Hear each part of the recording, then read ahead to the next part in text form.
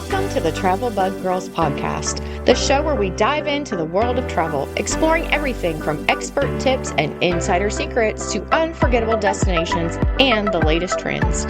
Whether you're a seasoned globetrotter or planning your very first adventure, we've got you covered with the advice and inspiration you need to make your travels truly unforgettable.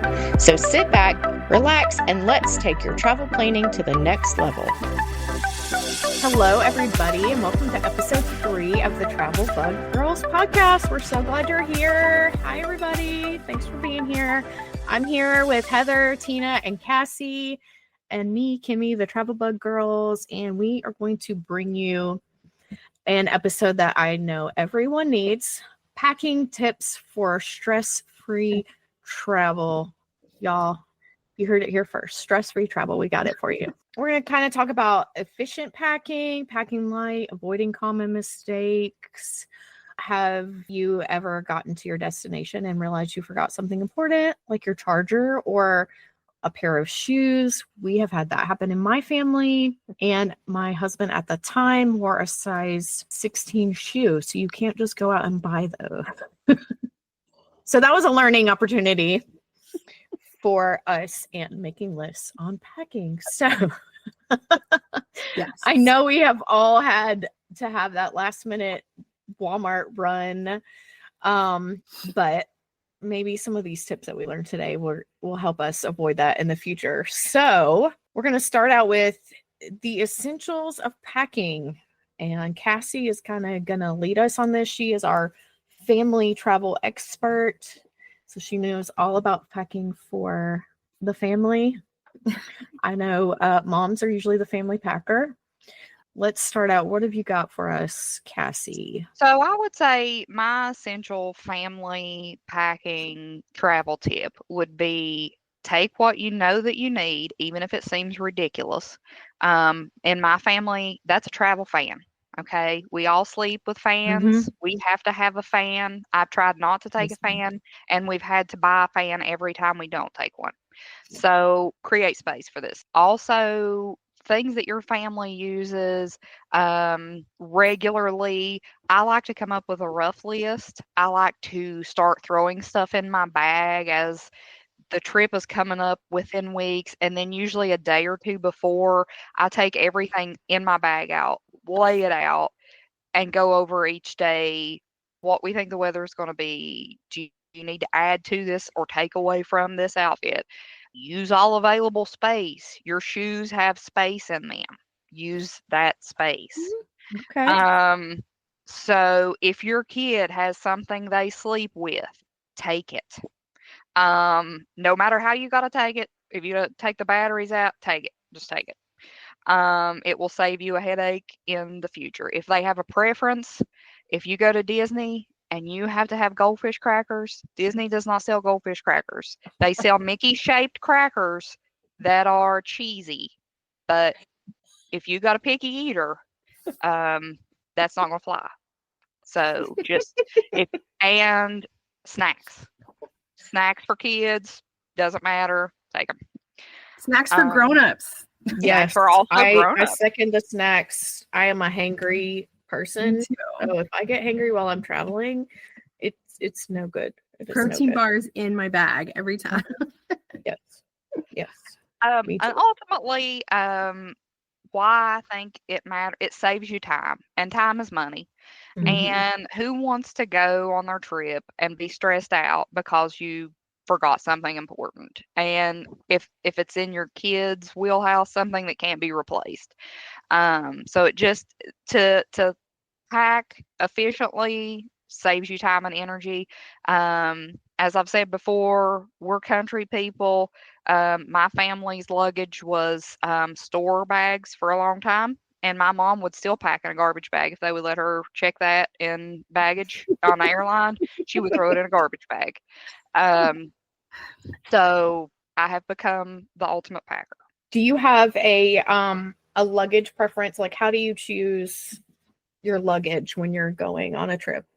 I would love to hear from anybody. What's your favorite luggage? How do you select? I'm an American Tourister girl. I have to have a hard, durable suitcase that my children can sit on, ride on, stand on, use as something to play with when we get there. And I'm a reliable backpack person.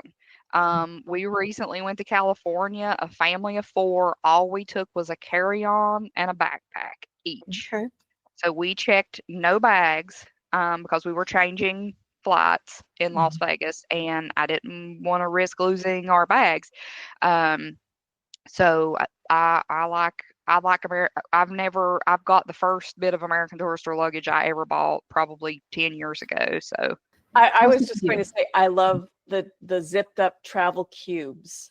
I like playing Tetris with my luggage. I know when Heather and I went to Atlanta recently, I didn't want to check a bag. I just wanted to have something simple. So I had like a laptop bag, and I brought my little laptop with me. I brought the smaller laptop, so I didn't have the big laptop. My little Chromebook is all I brought. But I used one of those packing squares, and I folded everything, just like they do on the TikToks or whatever. I folded everything tiny or rolled, used my shoes to put things inside the shoes because I needed like 3 pairs of shoes for whatever reason. But I still got this all in a small bag. So I love those. And then you never have like the one sweater hanging out that won't quite, because it's contained. Right, because you're zipping it all up, and then you can put that in the other thing, and it creates so much space. And when I use it in my suitcase when I go on longer travels, I mean, I have so much extra space. It's wonderful. I am very particular, not about a brand, but because I travel in Europe so much, Europe is a whole different set of challenges than what we're used to here in the US traveling. So you're often carrying whatever luggage you have up several flights of stairs after a long day of flying, or up a very steep hillside in a city with dog poo on the sidewalk. Like there are obstacles to overcome. So the way I have really mastered this is by packing very light. I only take a carry-on. It does not matter how long I'm staying. If I stayed a month in Europe, I would take a carry-on and a personal item, because I would rather do laundry somehow and figure that system out than have to deal with all the luggage and moving it around on and off trains, up and down staircases. I mean, it's a real nightmare. And then the hotel rooms tend to be smaller than what we're used to. So there's also not a lot of room to store it. So if you're the girl that has 3 giant hard case suitcases, you're really struggling across the board from the moment you arrive until the very end. And it can ruin your vacation. And the other thing I do is I always have a crossbody purse that fits into another bag. So when I'm like traveling on the airport, I have like a big, usually like my big leather purse. It's a purse, I guess. I don't know. It's almost luggage. I use it like luggage, but it's a giant leather purse. But my crossbody purse fits inside it. And then once I arrive, I take out that little crossbody, and then that goes with me into the streets to do shopping and touristy things. So that's how I manage it. We should do our photos. We should each take a photo of what we're talking about and put it on the blog when we release this. So everybody can go to our blog and look at exactly what we're talking about so you can picture it easier. Our packing tips. Speaking of Tina's packing cubes, I have a country version called a gallon Ziploc bag. Yes. And why I like this is when you roll your stuff up in it and you roll the Ziploc bag up and get all the air out of it, it is like a vacuum seal deal. And if you have kids that puke or my little baby that is dirty constantly for whatever reason, that he has to have 10 outfit changes while we're out somewhere because he's rubbed chocolate down or whatever's going on. He's rolled in the floor of the airport and I just feel like he's covered in germs and need to change his outfit. You can always use those Ziploc bags to put your dirty stuff in. If you have diapers, they're fantastic for diapers, suckers, snacks. You know, you can always tear open one of your Ziploc bags and use it for something else. And at Disney, when we all match, I write on the bags because I coordinate my mom and dad and sister and brother-in-law. So like we have a Stitch day or we have a Epcot day. I write on the Ziploc bag what day one we all wear this outfit. So Clever. that's my packing tip is Ziploc bags.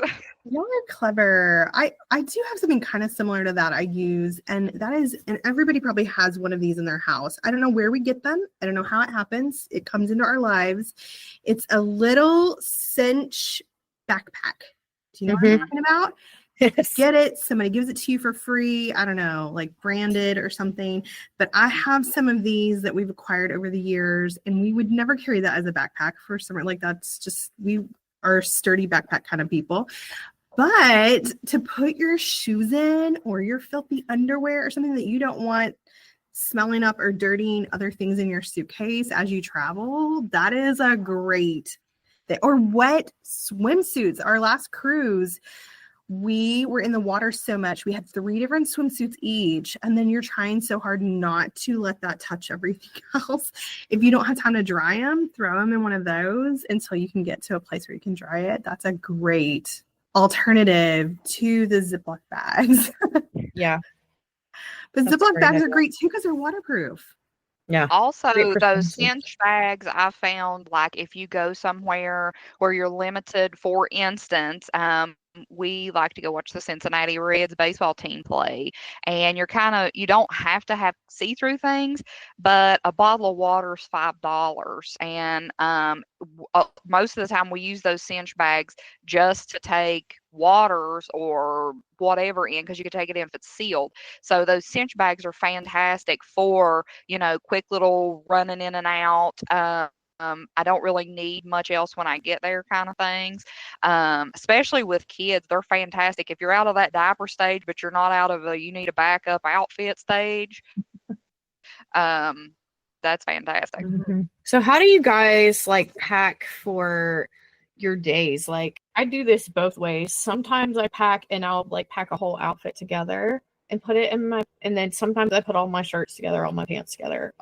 What do you guys do? What works for y'all? I think it depends on where I'm going and what the purpose of the travel is. If it's somewhere I've been a bunch and I'm not really Instagramming, I don't want us all to match or whatever, I'll pack that way. But if it's something that I feel I'll put together, like when we went to Las Vegas, we had a deserty outfit and I had put everybody's browns together, and so I packed all of mine and both of my children's clothes in the same thing, so I knew when I got it out that was that day's outfit. But that's Heather. What about you? Yeah, I kind of do. I don't know. I guess I do kind of like what Kimmie's saying. I do both. It depends on what I'm doing, but like when I'm packing really tight, I pack by outfits. Yeah. Mm-hmm. So like if I'm going to my mother-in-law's for Thanksgiving, I'm going to be there all week. Then I'm just stack of jeans, stack of shirts, whatever, But if I'm traveling Europe and it's got to all fit in one bag and be under 50 pounds, then I'm going to be packing by the outfit and everything's rolled up or folded together so that I can grab out one outfit at a time. Mm-hmm. And I always pack a laundry bag. So that I can be putting the dirties in as I go. And then when I get home, I just pull out the laundry bag. Yeah. I like a pop-up hamper from the Dollar Tree. Nice. It's also takes up 0 space, and it's nice to not have everybody's socks all over the room. Nice. That's a great idea. How do you guys pack for different kinds of trips? Weekend getaway, business travel, outdoor. long term, like you were talking about in Europe? Like, do you have different ways that you pack for each of those? The only one that's hard for me is if it's winter. If it's winter or I'm going to a place that I know is going to be cold and I need those bigger, heavier layers, that gets hard because it takes up so much more space, like big sweaters and coats and things. So then it becomes more about, for me, I'm trying to figure out like, what can I carry on the plane with me and not be miserable? You know, especially if I'm leaving from a warm destination but going to a cold destination.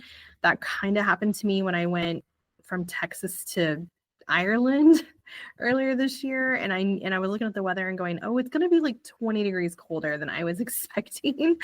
And I was going to have to be in the DFW airport hot. So, you know, that's tricky. That's tricky for me. And how do you manage that? Or like if you have to take big boots or something, I don't know. I don't know that I've mastered it, but I usually end up taking the bigger, bulkier things and like carrying them with me onto the plane. I agree. If I'm taking a heavier or larger pair of shoes, that's the pair of shoes I'm going to wear, and I'm going to pack the lighter shoes. I will say too, just as a thing with kids, I look at planes, trains, automobiles. What are we going to be on? How long are we going to be on them? I have to entertain my children. The baby's not doesn't do screens a lot. I mean, just because it's his preference, not because I have the moral high road on screens. But he likes to play. So I found that in their backpacks, they all carry backpacks. And I let them take 1 to 2 toys from home. And like, I know this is going to sound silly, but I try to theme some things based on where we're going. So if we're going to the beach in the spring, their Easter baskets are going to be beach themed things. And a lot of those things are going to be stuff that you can do on the plane. Sticker books.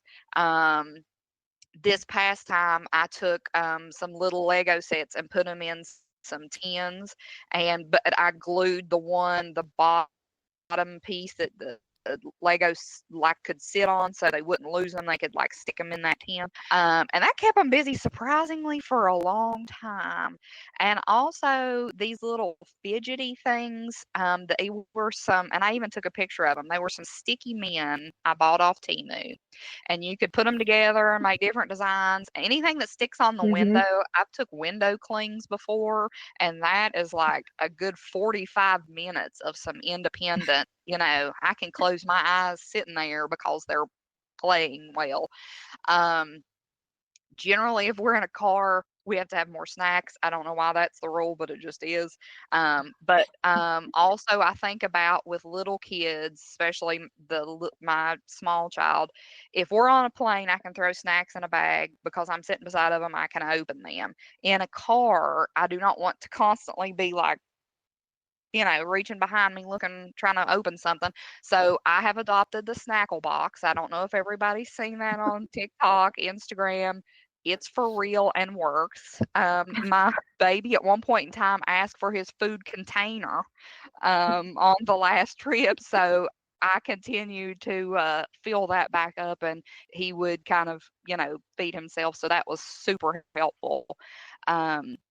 But I generally look, Dollar Tree. If it's Disney, if we're flying to Disney, I get Disney themed, coloring books and things like that. That always makes them super excited for, getting there. We also have some games that are on those little rings that, Would You Rather Disney edition, things like that. They like to do things like the oldest one, he takes a Switch, but he doesn't play it a whole lot. He's usually into whatever his brothers, those sticky men, I'm telling you, they really knocked it out of the park. I think for me, I try to pack when I'm going on a trip that might be a little bit more beachy, or I'm going to teach yoga somewhere at a resort. My clothes are doing double duty. So as a matter of fact, this dress I'm wearing today is also a cover up when I'm, so I can use it as a dress or a cover up. I have the way that it was sold was a yoga shirt. It has like a tank top underneath a bra top, and then over it connected is a tank top, but it is also a top for a swim outfit. So I can use that with other swim bottoms. And I like to have a 2-piece suit anyway, because it's just easier. And that way, it's a full tank, but it's like a tankini. So I'll do that and have a couple of those. Those fold up pretty well, because sometimes you might need to rinse them off and wash them if you are working out in somewhere that gets hot and sweaty. And a lot of things where I'm only having to wear one thing. So like a pantsuit, that's one thing. Jumpsuit, dress, that's kind of one of my little tips. That is a great point, Tina. I forgot to say that I also wear a ton of dresses, and that is not to be Instagram worthy, because everybody could look at my feed and know that that's not me, but it takes up so much less space. When you're packing, it's easy to decide what to put on in the morning, because it's one thing. Am I going to put on this one thing or that one thing? And you don't have to second guess yourself, like, does this really look good together, once you're already there? Because that's the brain I have, that like after I've already decided, then I get there and all of a sudden I hate everything I brought with me. So it's easier when it's only dresses. And then because you never know if you're going to need another layer, I tend to take wraps instead of like a lot of sweater. Like, I know everybody's a hoodie person right now, and that's cool, but I like to have a wrap because it can also double as a blanket. It can, it can be a very versatile, and it can travel nicely without taking up too much space. So those are the kinds of things. Yeah, I forgot, the dressing is a good thing. Girls, jump on the dresses. I know dresses get a bad rap, I think, especially when it's like loose and flowy and comfortable, or like made out of t-shirt material. It just feels like you're wearing pajamas. Yes. And airflow. It's so much easier.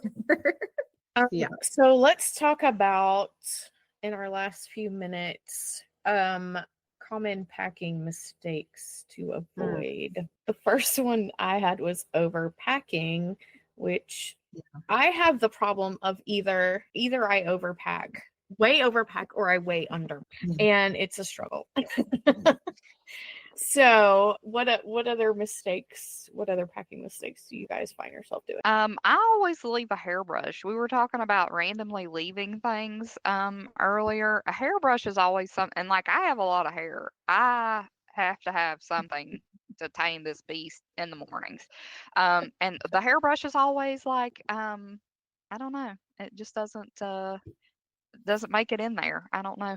But I think what I see people doing as a mistake, my mom, for example, did this in Gallenberg. So we packed one bag because we drove. And so when we got there, I got all of my clothes out and put them away. She did not. She lived out of her bag. So when we were coming back, her bag had other stuff in it, and we had 27 store bags of dirty clothes that we had to find room for. And I was like, what is in your bag? And she's like, oh, other stuff. And I was like, what other stuff? Like, why is all this dirty laundry I'm pulling out of my car? So I think, number one, not planning ahead. I didn't do that. It was cold, and we were not braced for the cold, and how much time I thought we were going to be in the cold. That's happened on several trips. That's been several themes.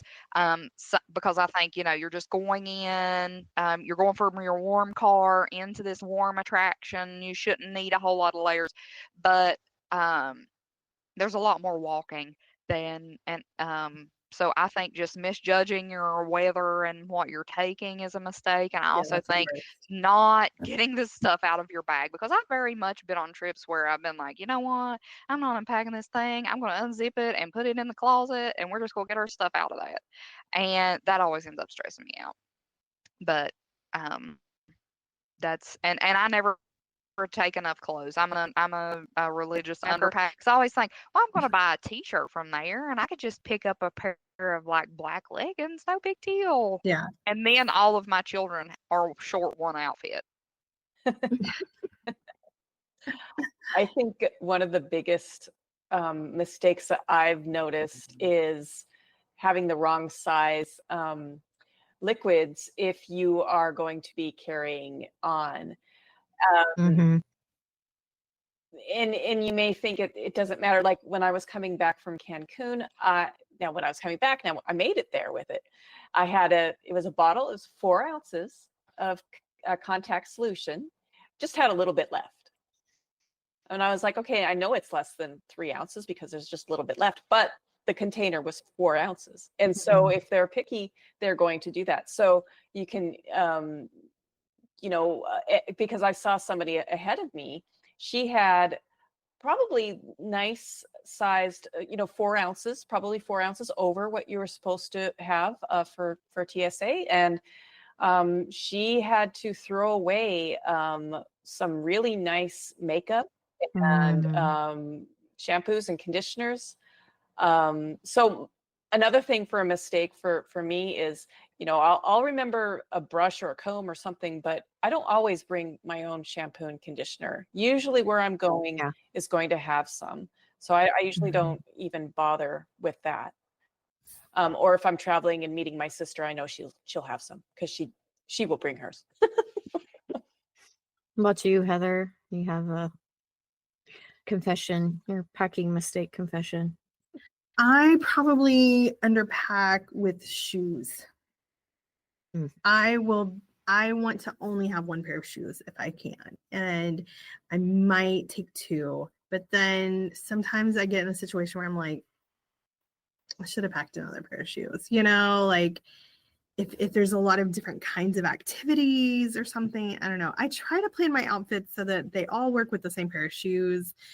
But sometimes, like when you're adventuring or something, you need like a particular kind of shoe. And then I will have talked myself out of bringing it. And then later I'll be like, this is going to be the worst day because I didn't bring the right shoes. So, yeah. Yeah. Or the weight situation, like your bags being too heavy.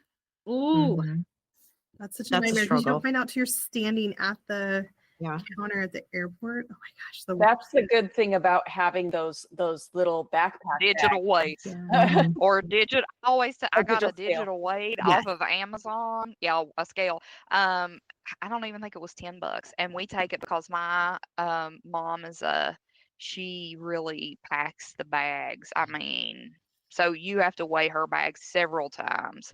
But yes, we have to do that. We fly a lot of budget airlines, and if you're already paying a huge amount to pay for a checked bag in the first place, and then to pay for one that's over, I mean, we could have bought another suitcase and packed it and checked it cheaper than I would have paid for the penalty of having a bag that's too heavy. So true.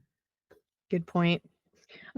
Last thing real quick before we wrap up. What about luggage locks? Like, do you guys lock your luggage? I know that's a thing.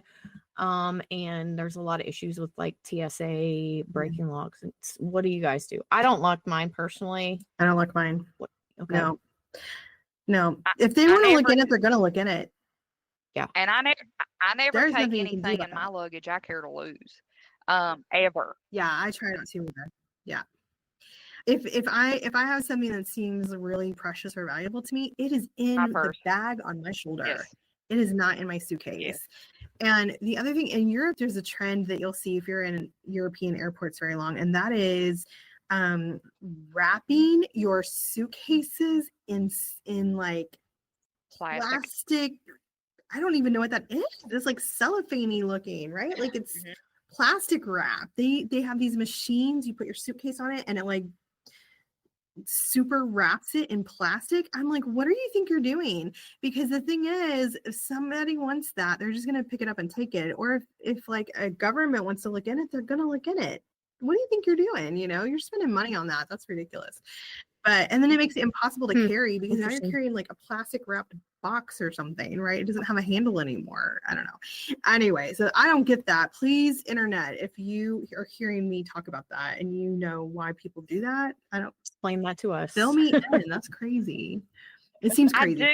I do think it is very beneficial, not for the plastic, but I've seen people using these slip cover things that are bright colors.